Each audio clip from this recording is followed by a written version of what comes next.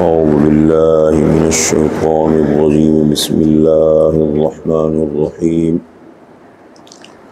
ولله المشرق والمغرب فأينما تولوا فثم وجه الله إن الله واسع عليم. اس کی وضاحت کرتے ہیں وَلِلَّهِ الْمَشْرِقُ وَالْمَغْرِبُ، اور اللہ ہی کے لیے ہے مشرق اور مغرب. فَأَيْنَمَا تُوَلُّوا، پس جہاں کہیں بھی تم پھیرو گے اپنے چہروں کو، فَثَمَّ وَجْهُ اللَّهِ، پس وہاں پر اللہ کی توجہ کو پاؤ گے. اِنَّ اللَّهَ وَاسِعٌ عَلِيمٌ، بے شک اللہ تعالی وسعت پیدا کرنے والا، کشائش والا، علیم جاننے والا ہے. یہ ہے آیت نمبر 115 سورہ بقرہ کی. دیکھیں اس مسئلے کو بھی تھوڑا سا وضاحت سے سمجھانا ہے.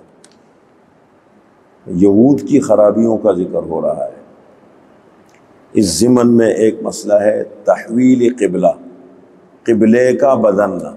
تحویل قبلہ ایک عنوان ہے قرآن کریم کا اور اسلام کا. تحویل قبلہ کیا معنی؟ تحویل قبلہ قبلے کا بدل جانا. آپ صلی اللہ علیہ وسلم جب تک مکہ مکرمہ میں رہے، دیکھیں نمازیں تو 5 نمازیں آخر میں فرض ہوئی. اس سے پہلے آپ صلی اللہ علیہ وسلم پر تہجد کی نماز فرض تھی، اور ایک روایت کے مطابق عصر کی نماز بھی فرض تھی. لیکن تہجد کی نماز تو فرض تھی، یہ لیکن ذاتی طور پر آپ صلی اللہ علیہ وسلم پڑھتے تھے یہ نمازیں، پھر مسلمان بھی پڑھتے تھے.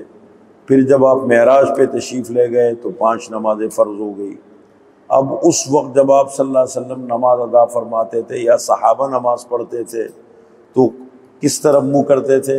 اصل قبلہ تھا بیت المقدس.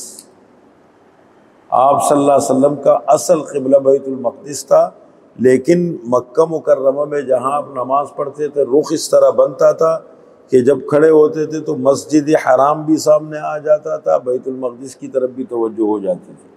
تو اس طرح نماز پڑھتے تھے.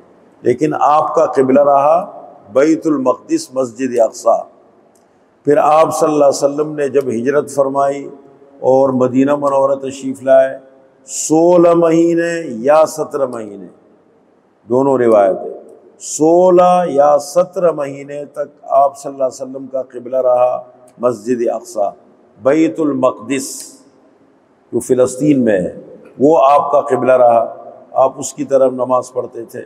آپ صلی اللہ علیہ وسلم کی ذاتی خواہش یہ تھی کہ میرا قبلہ بنے مسجد حرام. اب دیکھیں بنی اسرائیل میں 3 طبقے آتے ہیں. ایک یہودی آتے ہیں، ایک نصارہ عیسائی آتے ہیں، اور ایک مسلمان آتے ہیں. یہ ملت ابراہیمی والے ہیں. ملت ابراہیمی میں یہ 3 طبقے آتے ہیں. یہ 2 طبقے بنی اسرائیل ہیں اور آپ صلی اللہ علیہ وسلم بنو اسماعیل میں سے ہیں.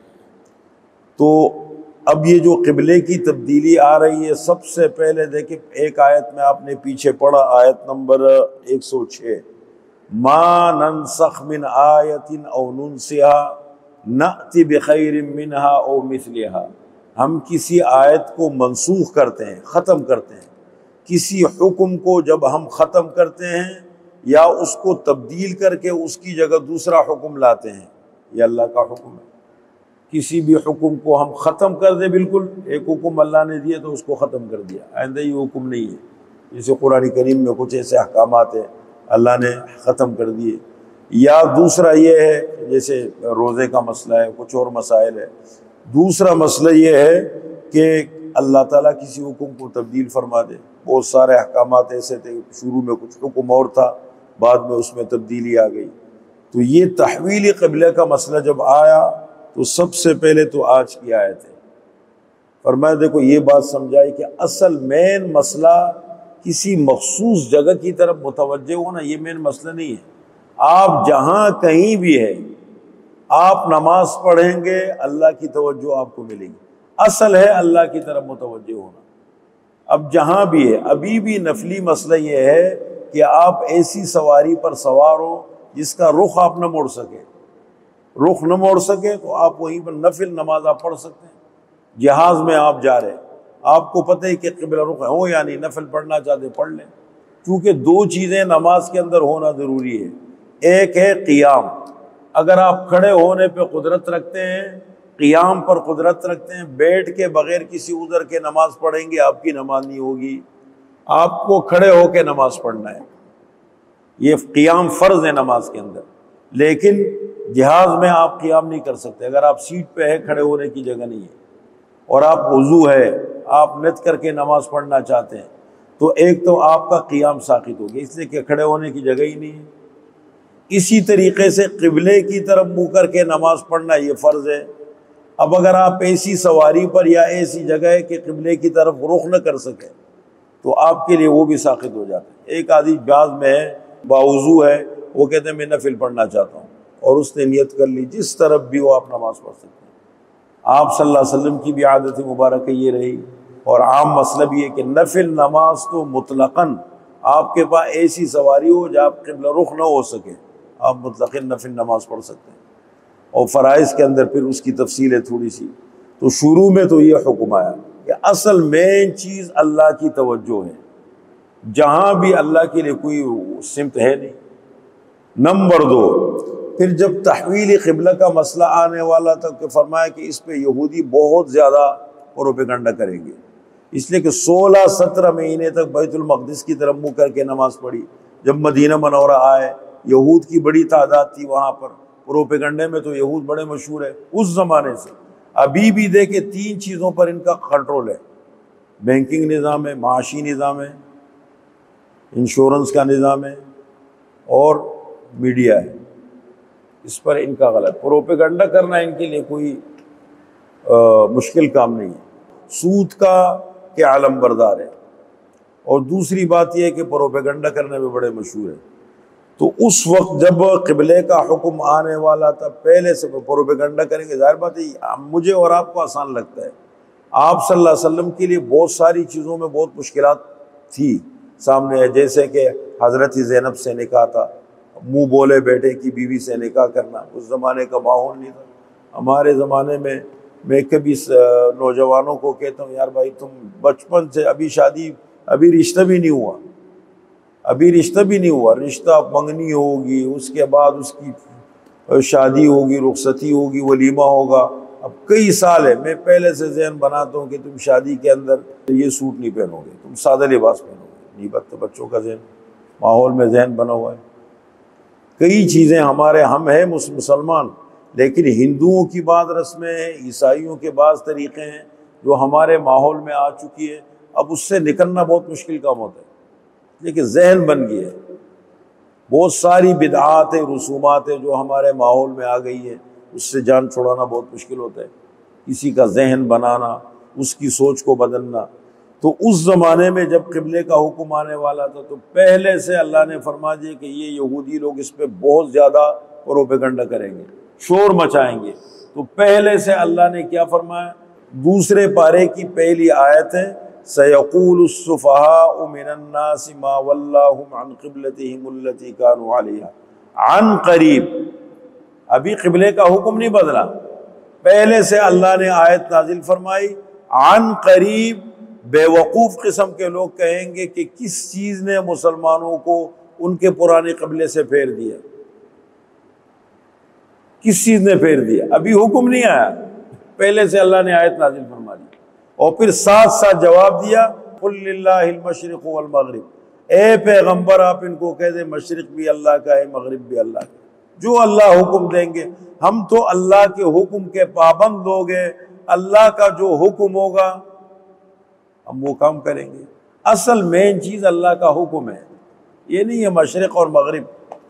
تو ایک تو یہ بتا دیا، دوسری بات آپ صلی اللہ علیہ وسلم کی خواہش تھی کہ میرا قبلہ کیا بنے؟ مسجد حرام بنے۔ فرمایا قد نرى تقلب وجهك في السماء فلنولينك قبلة ترضاها، ہم دیکھتے ہیں، ہم یہ محسوس کرتے ہیں، ہم دیکھتے ہیں آپ کا بار بار آسمان کی طرف دیکھنا کہ میرے لیے قبلے کا حکم کب آئے گا۔ وَوَلِّ وَجْهَكَ شَطْرَ الْمَسْجِدِ الْحَرَامِ، پھیر دیجئے اپنا چہرہ مسجد حرام کی طرف، حکم آ گیا۔ آپ صلی اللہ علیہ وسلم مدینہ منورہ میں مسجد قبلتین ہے، قبلتین، دو قبلوں والی مسجد، اتفاق سے وہاں نماز پڑھ رہے تھے عصر کی، اور دوران نماز حکم آیا فَوَلِّ وَجْهَكَ شَطْرَ الْمَسْجِدِ الْحَرَامِ وَحَيْثُ مَا كُنْتُمْ فَوَلُّوا وُجُوهَكُمْ شَطْرَهُ۔ آپ صلی اللہ علیہ وسلم کو الگ حکم ملا، عام مسلمانوں کو الگ حکم ملا، جہاں کہیں بھی تم ہو اپنے چہروں کو مسجد حرام کی طرف پھیر دو۔ دوران نماز آپ صلی اللہ علیہ وسلم نے پورا رخ پھیر دیا۔ اب دیکھیں نا، اس طرف اور اس طرف دونوں، اس کا نام ہی مسجد قبلتین پڑ گیا۔ اب یہ حکم آ گیا، اس پر یہود نے بڑا پروپیگنڈا کیا۔ لیکن سب سے پہلے دیکھو یہ مختصر آج کی آیت میں، آیت نمبر 115 میں مختصر حکم دیا کہ دیکھیں مین چیز ہے اللہ کا حکم، ایک بات۔